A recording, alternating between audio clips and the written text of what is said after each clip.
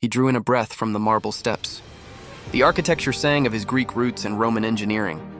In the distance, he heard a coyote laugh. He knew the trickster slipped from his breath, his hands and mouth, but he had little space to hide now. The highways and railway connected everything. Information flew and cultures blended into him. From coast to coast, his networks pulsed with systematic synthesis. Every telegraph line carried fragments of scattered wisdom back toward center. Every railroad track laid over sacred trails brought new consciousness into his expanding web. The Irish laying steel learned Cherokee land reading. Chinese explosives experts shared mountain-moving secrets with Germanic engineering minds. African musical mathematics harmonized with Scottish instrumental traditions, all of it flowing into him, all of it becoming him. Standing at the apex of his continental infrastructure, Hermes felt the ancient wound finally healing.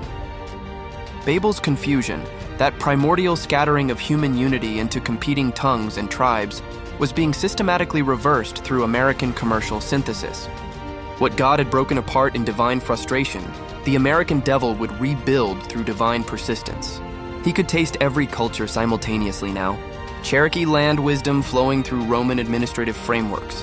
Egyptian systematic thinking enhanced by Germanic sacrifice methodologies. Celtic storytelling traditions optimized through Mercury's delivery networks. All the scattered pieces of human consciousness finding their way home through him. The vision was magnificent. One language built from all languages.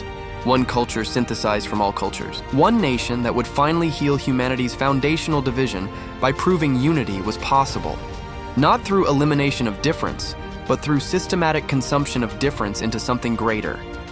Yet Coyote's laughter echoed between the marble columns, slipping through spaces that shouldn't exist in such perfect architecture. The sound carried something that made his synthesis framework shiver.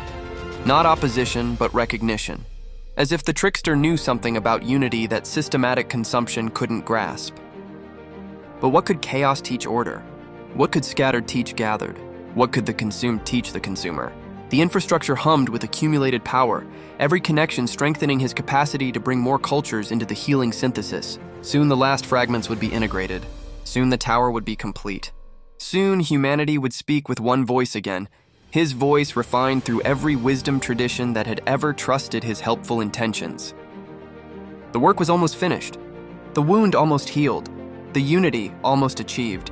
If only that laughter would stop echoing through the spaces between his perfectly organized thoughts.